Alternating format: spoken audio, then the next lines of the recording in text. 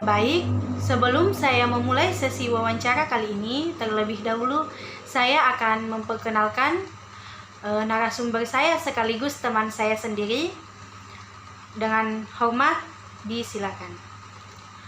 Perkenalkan, nama saya Wilda Widayani, dari Fakultas Usuluddin Adab dan Dakwah, Program Studi Komunikasi dan Penyiaran Islam. Alamat saya dari Mamuju, tapi sekarang saya tinggal di Parepare.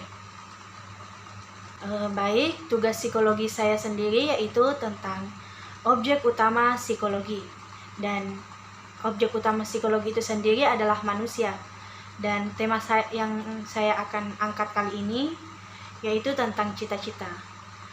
Untuk memulai sesi wawancara kali ini, pertanyaan pertama saya yaitu setiap orang mempunyai cita-cita.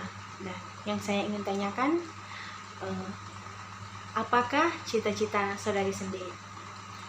Untuk kedepannya, cita-cita saya itu ingin menjadi dosen atau seorang pengajar. Baik, di dalam cita-cita tersebut diperlukan adanya aspek biologis atau usaha fisik seseorang. Yang ingin saya tanyakan, apakah usaha fisik yang Anda jalankan untuk mewujudkan cita-cita tersebut?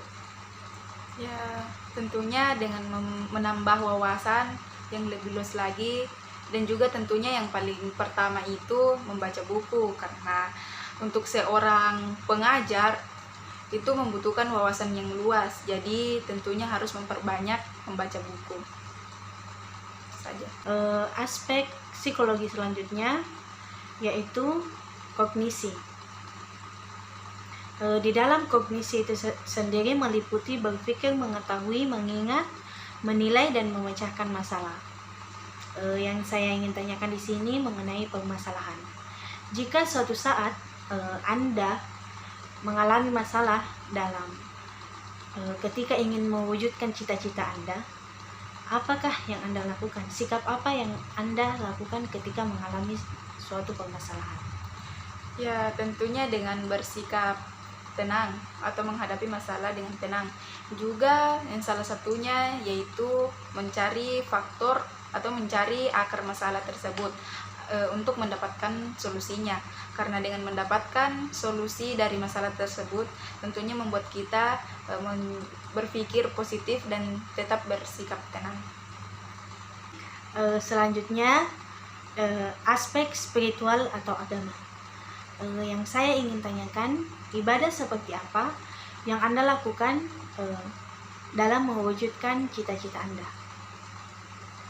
Ya, untuk dalam hal ibadah yang saya lakukan itu tentunya dengan banyak berdoa, juga dibarengi dengan usaha, karena menurut saya jika dalam suatu usaha dan tidak dibarengi dengan doa itu percuma. Sebaliknya, jika berdoa dan tidak dibarengi dengan usaha tentunya juga akan sia-sia. Selanjutnya di aspek kepribadian. Dalam mencapai sebuah cita-cita, pastikan dalam diri kita selalu ada yang menonjol sehingga kita ingin mencita-citakan sebuah hal. Jadi yang saya ingin tanyakan, apakah hal yang menonjol dalam diri Anda sehingga Anda mencita-citakan menjadi dosen? Ya, untuk hal dari diri saya yang menonjol yaitu dari segi keberanian. Maksudnya keberanian di sini tampil di depan umum. Walaupun saya tidak mahir dalam tampil di depan umum, tapi saya sudah berani dan sudah bisa melawan untuk bisa tampil di depan umum. Selanjutnya yaitu motivasi.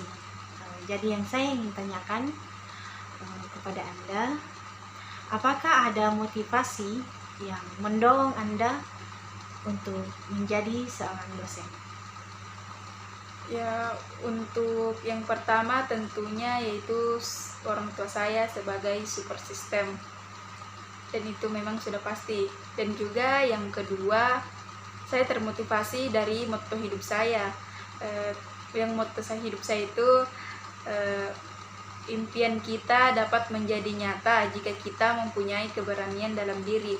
Nah, dari situ saya mempunyai keberanian, bagaimana caranya berani, juga intinya termotivasi untuk menggapai cita-cita tersebut. Wah, moto yang bagus sekali ya. Ya, memang kita harus selalu berani. Meskipun kita tidak mampu, tapi setidaknya kita harus berani untuk menampilkan diri, apa bakat kita, apa potensi kita dalam hal apapun. Kita harus senantiasa berani. Baik, aspek selanjutnya adalah aspek emosi. Jadi dalam mencapai cita-cita tentunya ada hambatan atau halangan. Jadi yang saya ingin tanyakan, untuk saat ini ketika Anda ingin mewujudkan cita-cita Anda, apakah ada hambatan terbesar dalam mencapai cita-cita Anda tersebut? Tentunya ada banyak sekali. Cuman yang pertama yaitu masalah materi atau biaya. Karena keluarga saya itu terbilang dari keluarga yang kurang mampu. Tetapi saya usahakan untuk kedepannya, untuk masalah biaya, saya usahakan saya bisa mungkin mendaftar beasiswa di kampus saya. Itu saja. Baik, mungkin itu saja untuk wawancara kali ini. Terima kasih saya ucapkan kepada narasumber saya sekaligus teman saya yang telah bersedia untuk wawancara mengenai tugas psikologi saya. Dan jika ada kesalahan dalam video ini mohon dimaafkan karena itu berasal dari saya sendiri, dan jika ada kelebihannya itu merupakan berasal dari Allah Subhanahu wa taala. Terima kasih. Saya ucapkan wassalamualaikum warahmatullahi wabarakatuh.